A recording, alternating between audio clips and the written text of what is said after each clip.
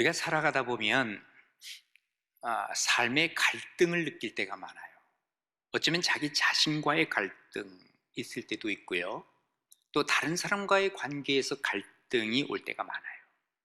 근데 가만히 이 갈등을 분석해 보면 어디에서 이런 갈등이 오는가? 뭔가 욕심이 그 속에 들어가면 갈등이 올 수밖에 없어요. 개인적으로 뭔가 갈등이 있고 잠을 이루지 못할 때 가만히 생각해 보면 거기에 욕심이 있다 그 말이에요. 이 욕심을 좀 뽑아내면 되는데 이 욕심을 뽑아내기가 쉽지가 않은 거예요. 욕심을 버리기만 하면 마음의 평화가 오고 기쁨이 오고 이것이 공동체의 유익이 되는데도 불구하고 이걸 뽑아내지 못했을 때 계속 갈등을 가지고 살아가는 것이죠.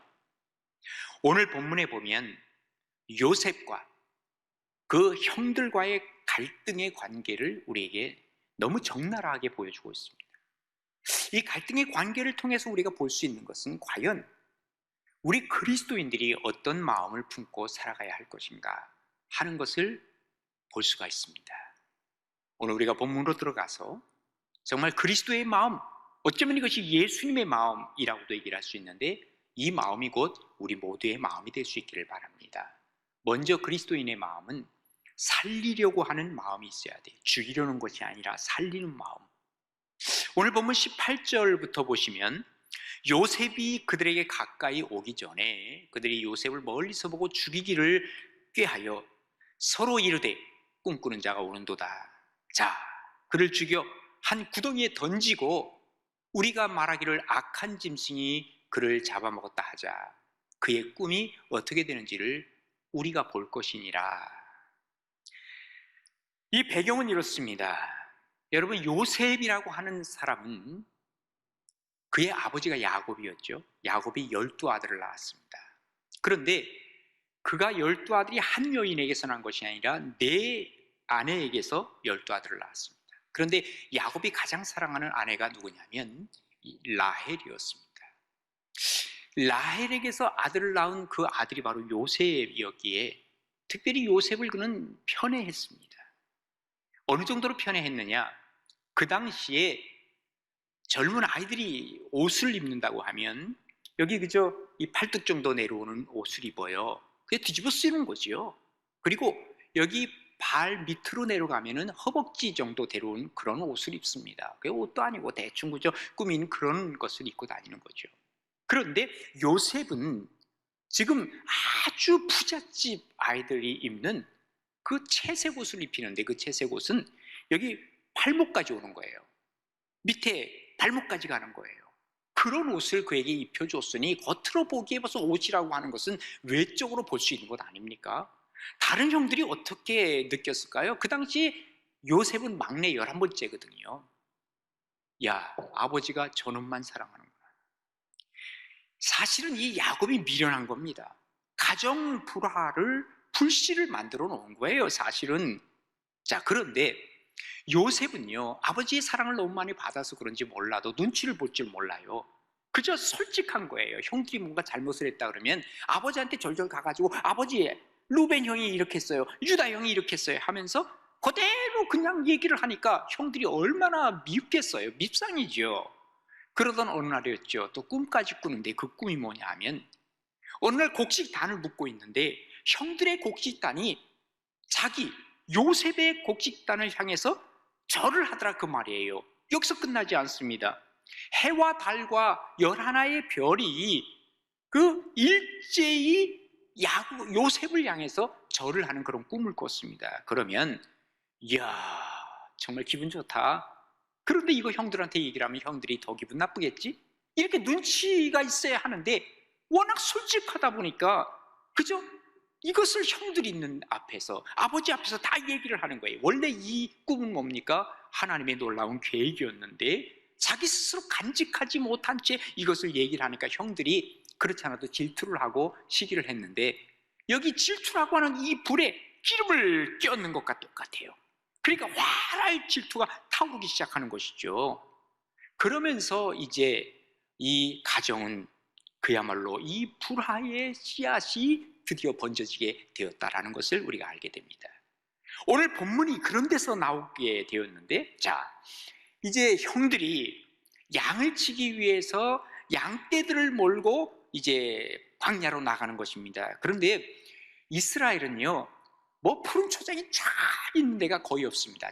조금 드문드문 이 풀들이 나 있어요. 그러니까 양떼들을 몰고 나가면요, 이 양떼들을 데리고 멀리 갈 수밖에 없어요. 오늘은 요만큼, 그 다음날 또 조금 가는데, 그러니까 한 번 양떼들을 끌고 가면 얼만큼 걸리냐? 한 최소한 2달 내지 3달 이상 걸립니다.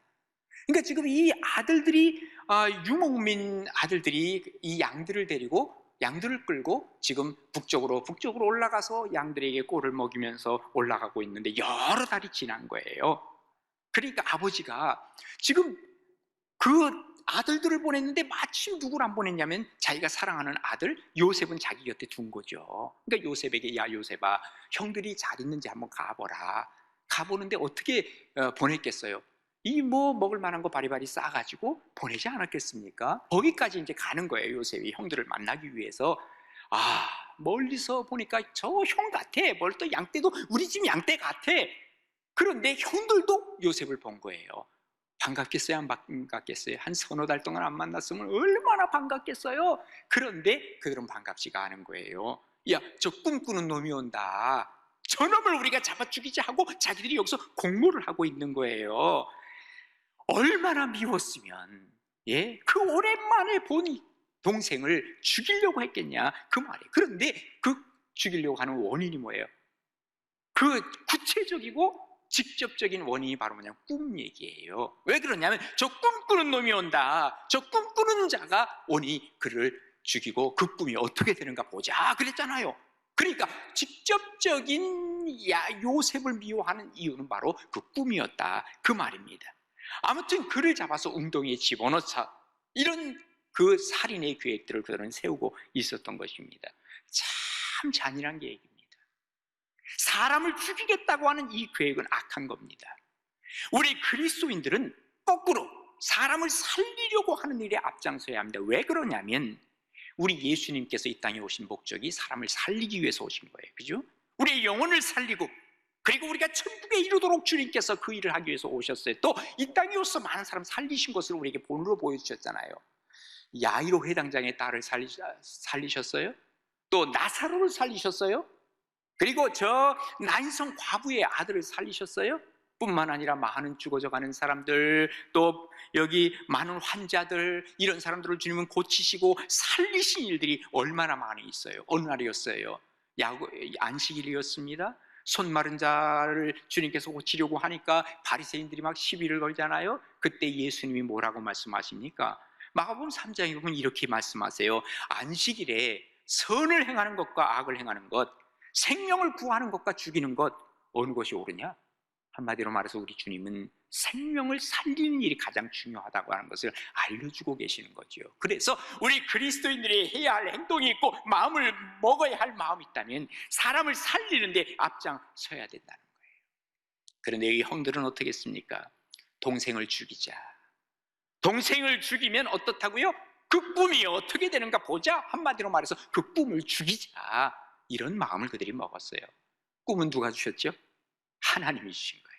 그러니까 그 꿈을 죽이자는 말은 곧 뭡니까? 하나님의 계획을 말살시키자, 이 생각입니다. 그렇다면 여기 요셉의 형제들, 그 배후에 누가 있었을까요?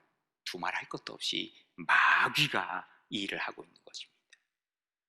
비록 꿈은 싫다 하더라도, 꿈이 밉다 하더라도 이 꿈이 어디서 왔을까 하는 것을 한 번쯤은 생각해 봤어야 하는데 그렇지 못했습니다. 왜 그러겠어요? 인간의 죄성, 인간의 죄성과 영적으로 하나님께 대한 도전하려고 하는 이 마음이 합쳐졌을 때 그들은 죽이는 일에 앞장서는 거예요. 거꾸로 얘기하면 이 죄의 문제를 해결하고, 그리고 영적으로 하나님 앞에 순복하겠다고 하면 우리는 살리는 일에 앞장설 수가 있다는 것을 얘기를 하고 있는 것 아니겠습니까? 지금 여기 요셉의 형들은 살리려는 마음이 없었습니다. 죽이려는 마음이 있었습니다. 하나님의 마음이 많이 아프셨을 것입니다. 주님의 마음을 품어 세상의 많은 사람들을 살리는 역사를 함께 이루는 우리 가나안의 모든 식구들 되어질 수 있기를 간절히 바랍니다. 두 번째로 그리스도인의 마음이요, 예수님이 원하시는 마음을 행동하는 마음입니다. 오늘 본문 21절에 보시면, 자, 우리가 다 그를 죽이자 해놓고 그 당시에 루벤이라고 하는 첫 번째 형이죠, 루벤이 듣고 요셉을 그들의 손에서 구원하려 하여 이르되 우리가 그의 생명은 해하지 말자. 루벤이 또 그들에게 이르되 피를 흘리지 말라. 그를 광야 그 구덩이에 던지고 손을 그에게 대지 말라 하니, 이는 그가 요셉을 그들의 손에서 구출하여 그의 아버지에게로 돌려보내려 함이었더라 그랬어요. 첫 번째 형 루벤이 야, 죽이지 말자, 그러면서 속으로는 나중에 건져서 내가 아버지께로 데려갈래, 이런 마음을 그는 가졌다는 거예요. 그런데 죽이지 말자라고 외쳤지만 어디서든지 강경파의 소리는 점점 큰 것입니다. 그리고 이 소수의 소리는 묻히게 되어 있습니다. 역시 지금 루벤의 소리는 묻혔고, 그리고 이 다른 형들의 그 소리가 커져서 결국은 모두가 요셉을 죽이는데 동의를 했습니다. 참 놀라운 것은 뭐냐 하면요, 개인적으로 야, 너가 한번 죽여봐 하면 못 죽입니다, 아무도. 그런데 여러 사람들이 함께 우리 죽이자 해서 나서면 죽일 수 있습니다. 뭐예요? 이게 군중심리입니다. 이 군중심리는 무서운 겁니다. 별거 아닌 건데도 이것이 퍼져나가면 진짜로 만들어가는 일도 우리나라에도 엄청나게 이 군중심리가 많습니다. 여기 맏형인 루벤이 제지를 했지만 결국은 역부족이었습니다. 왜 그럴까요? 사실은 이 맏형이 얘기를 하면 나이 차이도 굉장히 많습니다. 그러면 모두가 들어야 하는데 이 루벤에게 있어서 리더십은 한계가 있었다는 것을 우리에게 보여주고 있습니다. 왜 그럴까? 아마 성경으로 올라가면 그 이유를 알만해요. 자, 그의 아버지 야곱이 네 아내가 있었다 그랬죠. 그런데 그 네 아내 중에서 마지막 아내가 바로 빌하라고 하는 아내였습니다. 루벤은 첫째 아들이었고 아마 이 빌하와의 관계를 보면 나이 차로 보면 별로 비슷할 거예요. 그런데 어느 날 이 네 번째 아내, 그러니까 자기의 서모지요, 그를 성폭행한 거예요. 첫째 아들 루벤이. 이 집안이 그야말로 콩가루 집안이 되는 거예요. 말이 안 되는 일이 벌어집니다. 뭡니까? 이게 바로 죄가 들어온 거예요. 그러다 보니까 지금 다른 형제들이 보기에 아이고 저 형, 저 못된 짓한 형, 리더십이 상처를 입은 거예요. 더 이상 리더십의 한계를 느끼면서 그가 말하는데 아무도 동조를 하지 않은 것입니다. 결국은 그가 말만 했지 행동하지 못하는 그러한 결과를 가져오지 않았는가 하는 것을 우리가 보게 됩니다. 그렇다면 루벤이라고 하는 사람이 왜 요셉을 살리려고 했을까요? 그를 사랑하기 때문에? 아닙니다. 어쩌면 이것이 리더로서의 짐이라고도 얘기를 할 수 있습니다. 그럼에도 불구하고 그는 힘이 없었어요. 뭐 때문에? 약점 때문에, 죄 때문에. 우리가 생각이 있다면 생각이 행동으로 일치되기 위해서는 힘이 있어야 돼. 그러면 죄의 문제를 내려놔야 거기에 하나님이 우리를 도우시고, 그리고 그것이 생각이 힘이 되게 하신다는 거예요. 우리가 어떤 생각이 있다고 하면 끝까지 뭐 해야 돼요? 정신줄 놓지 말아야 합니다. 목까지 옮겨야 돼요. 행동까지 옮겨야 합니다.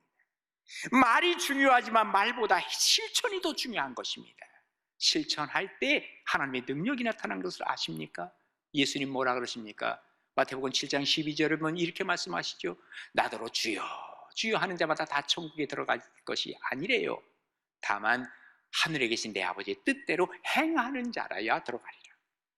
그러니까 주여 주여 말하는 게 중요합니다만 그보다 더 중요한 것이 있다면 뭐예요? 아버지의 뜻대로 행할 때 천국에 들어가는 능력과 힘이 거기에 있다는 것이죠. 우리가 가짜와 진짜는 써보면 다르다네요. 진짜는 그 써보면 진가가 나타나지만 가짜는 쓸수록 이것이 좋지 않다는 것이죠. 우리 그리스도인들 보면 만나면 만날수록 더 좋은 사람이 있어요. 진짜예요.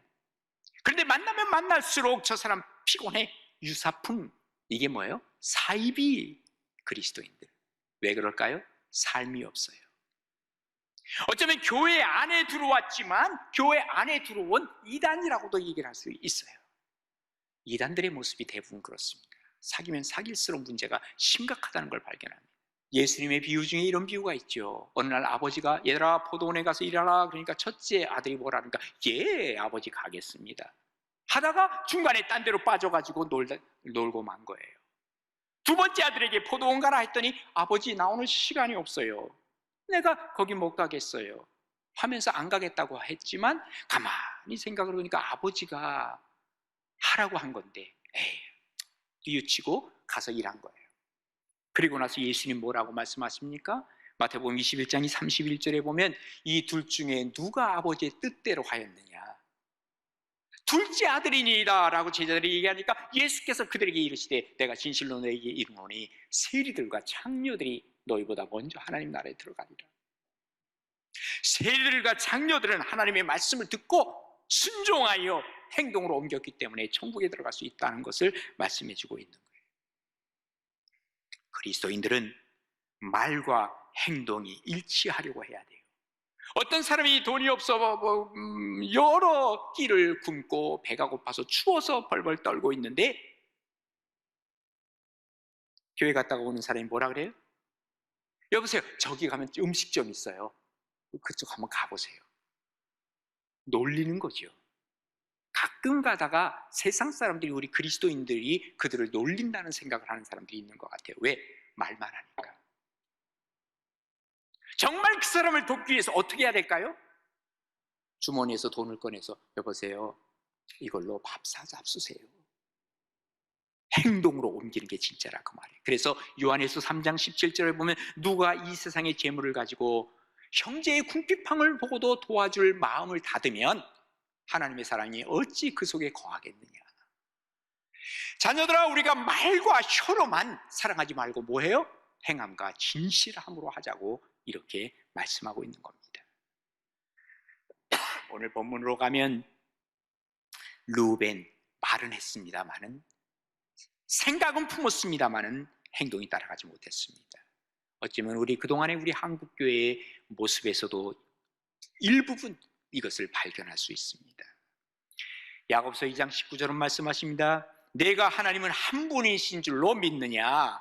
잘하는도다. 귀신들도 믿고 떠느니라. 한마디로 귀신신앙이라는 거예요. 행함이 없는 거는. 귀신들도 하나님 믿어요. 그리고 떨어요. 하나님 앞에서. 우리도 예수 믿는다고 하면서 예배 드려요. 그러나 행함이 없어요. 귀신신앙이에요. 정말로 주님께서 기뻐하시는 것은 우리가 말과 혀로만 사랑하는 것이 아니라 행함과 진실함으로 행동하는 마음, 이것이 바로 예수님의 마음입니다. 루벤은 거기에서 합격하지 못했습니다. 정말 행동이 따라가는 복된 신앙으로 주님 앞에 인정받는 그리스도인들 다 되어질 수 있기를 간절히 바랍니다. 세 번째로는 우리는 측은히 여기는 마음이 필요합니다. 자, 오늘 말씀의 내용은 이렇습니다. 요셉의 옷을 벗겼습니다. 요셉은 지금 발가벗긴 채로 구덩이 속에 들어가 있습니다. 요셉의 그 당시에 나이는 몇 살? 17살이었습니다. 발버둥을 칩니다. 오늘 본문에서는 그 내용이 자세히 나오지 않지만 나중에 요셉이 뭐가 돼요? 총리가 되잖아요. 애굽의 총리가 되었을 때 그때 형제들이 한 얘기를 들어보면 알 수 있어요. 뭐라고 얘기하냐면 창세기 42장 21절에 그 내용이 나와 있습니다. 그들이 서로 말하되 우리가 아우의 일로 말미암아 범죄하였도다. 그가 우리에게 애걸할 때에 그랬거든요. 애걸했다 그랬어요. 그때 마음의 괴로움을 보고도 듣지 아니하였으므로 이 괴로움이 우리에게 임하도다. 자기들이 그 얘기를 하는 거예요. 그러니까 지금 이 구덩이에 떨어져서는요 뭐라 그래요? 형님들 정말 나 죄송해요. 혹시 내가 잘못한 거 있으면 용서해 주세요. 살려줘요. 아, 나 지금 무서워요. 그러고 너무 추워요. 형님들 하다가 나중에 엄마, 아빠 하고 얼마나 소리치고 애걸하면서 애통하면서 지금 여기서 외쳤겠느냐 그 말이에요. 측은하지 않아요? 불쌍하지 않아요? 아니에요. 이들은 요셉이 가져온 음식만 먹고 있었어요. 그런데 마침 그곳에 지나가던 미디안 장사꾼들이 있었어요. 이스마엘의 장사꾼들이죠. 낙타를 몰고 오면서 향품을 싣고 유황과 모략 이런 것들을 싣고 팔러 가는 거, 어디로? 저 애굽으로 팔기 위해서 가는 장사꾼들이 있어요. 그때 그것을 본 네 번째 형이죠, 유다가 얘기를 하는 거예요. 야, 우리 지금 얘 여기다 놔두지 말고 죽이지 말고 팔아먹자. 네? 그런데 참 놀라운 것은 그가 이런 얘기를 하니까 다른 형제들이 뭐라 그래요? 27절 마지막에 보면 그의 형제들이 청종하였더라 그랬어요. 루벤이 얘기할 때는 청종하지 않았어요. 그런데 유다가 얘기할 때는 청종했어요. 이미 리더십이 지금 유다에게로 온 거예요. 그런데 리더십 때문에 그들이 청종했는지, 아니면 야, 우리가 죽인들 무슨 소용이 있냐, 이는 우리의 동생이지 않니, 혈육이지 않니, 그러면서 설득하는데 리더십도 작용했다고 보지만, 또 하나, 팔면 뭐가 생겨요? 돈이 나와, 은 20이 남아. 어쩌면 그것 때문인지도 모르고 어쩌든 자기들에게 유익이 되니까 그냥 팔아먹자 그런 것 아니겠습니까? 중요한 것은 지금 요셉이 울고 울부짖을 때 그들이 불쌍히 여기지 않았다고 하는 거예요. 우리 그리스도인들은 우는 사람을 보고 불쌍히 여길 줄 알아야 돼요. 1년 6개월 된 정인이를 말이죠, 몸이 성한 곳 없이 그렇게 때려서 죽여요. 이번에 그 CCTV를 보니까 말이죠, 이 아이를 유모차 끌고 이제 밖에서 들어오는데 엘리베이터가 열리니까 말이죠, 이 유모차를 그냥 밀어 제끼는 거야. 이 아이가 벌써 이 학습이 됐어. 늘 그랬던 것 같아요. 이 문이 열리니까 아이가 손으로 그냥 유모차를 꽉 붙잡는 거예요. 1년 6개월 된 아이가. 뭘 한다고? 불쌍하지 않아요? 최소한 측은지심 없어요? 인간이에요 그게? 이게 어쩌면 우리 사회라고 한다면 우리는 정말 심각한 사회에 살고 있는 겁니다. 요셉의 소리를 들어야 합니다. 그런데 요셉의 소리가 왜 안 들리느냐? 죄가 막아선 겁니다. 측은지심보다도 죄가 더 강해지면 절대로 불쌍한 생각 들지 않습니다. 가인이 동생 아벨을 죽일 때 애끓는 외침의 소리가 있었다 그랬습니다. 그래서 창세기 4장 10절에 뭐라고 얘기합니까? 내가 무엇을 하였느냐? 하나님이 묻는 거예요. 내 아우의 핏소리가 저 땅에서부터 내게 호소하느니라. 하나님이 들으셨어요. 그런데 왜 가인이 못 들어요? 그때는 죄가 그의 불쌍한 생각을 지배해버리고 말았다 그 말이에요. 서로 불쌍한 마음이 들어야 서로를 아껴주고, 그리고 아껴주는 마음이 강해졌을 때 행복하게 살아가는 것 아닐까요? 동의보감을 지은 허준이라고 하는 사람이요, 그 스승 유이태라고 하는 사람에게 가장 크게 배운 게 뭐라 그럽니까? 의술. 물론 그렇겠죠. 그러나 의술보다 더 크게 배운 것이 긍휼의 마음을 선생님이 자기에게 가르쳐줬다는 거예요. 그러면서 의사는 모든 환자를 대할 때 어떻게 하라고요? 불쌍한 마음이 생기지 아니하면 이 환자를 고칠 수 없다는 것을 그 자기 스승에게 배웠다는 거예요. 의사만 그렇겠습니까? 저는 목회를 하면서 느끼는 게 참 많습니다. 28년 동안 목회를 하면서 정말 교인들을 볼 때 어떤 때는 막 마음에서 울어요. 아이고, 힘들고 어렵고 그런 인생 살다가 다시 하나님께로 왔는데 어떻게 하면 정말 하나님의 위로가 이들에게 있을까? 그때마다 정말 마음이 막 짠해질 때가 있어요. 그렇습니다. 이거 없으면 사회는 망가지는 거예요. 정치인들도, 경제하는 사람들도 정말 서민들이 얼마나 힘들까, 이거 생각해야 되는데 아니라는 거예요. 그 생각이 없어. 이러면 그때부터는 사회는 어려워지는 거예요. 서로 불쌍하게 여기는 마음, 긍휼의 마음이 바로 예수님의 마음이요, 예수님의 심장입니다. 그래서 이 긍휼하다고 하는 이 단어, 스프랑크나라고 하는 이 단어는요, 내장이나 창자, 장기 등이 막 끓어오르는 거예요. 이런 의미가 바로 스프랑크나, 긍휼히 여긴다는 말이죠. 그야말로 짠하는 마음 있잖아요. 그 눈시울이 그냥 찡해지는 거, 우리말에 애간장 탄다 그러죠. 어려운 사람들을 보면 애간장이 다 도와주고 싶어가지고, 이게 바로 측은히 여기는 마음 아니겠어요? 이 마음을 가지라는 거예요. 지금 요셉은 지금 너무너무 힘들어서 애골복골하는 이때에 그의 마음을 누군가 만져줄 수만 있었다면 세상은 또 달라졌겠지요. 자, 예수님의 마음을 품으라 그랬습니다. 예수님의 마음은 죽이는 마음이 아니라 살리려는 마음입니다. 또 예수님의 마음은 말로만 하는 마음이 아니라 행동하는 마음입니다. 예수님의 마음은 측은히 여기는 마음입니다. 이 마음이 우리 가운데 가득 차서 예수님의 사랑을 전하고 예수님의 마음을 전하고, 그런 말미암아 이 땅이 훈훈한 세상으로 바꿔가는 복된 삶이 우리 모두의 삶이 되어질 수 있기를 간절히 바랍니다.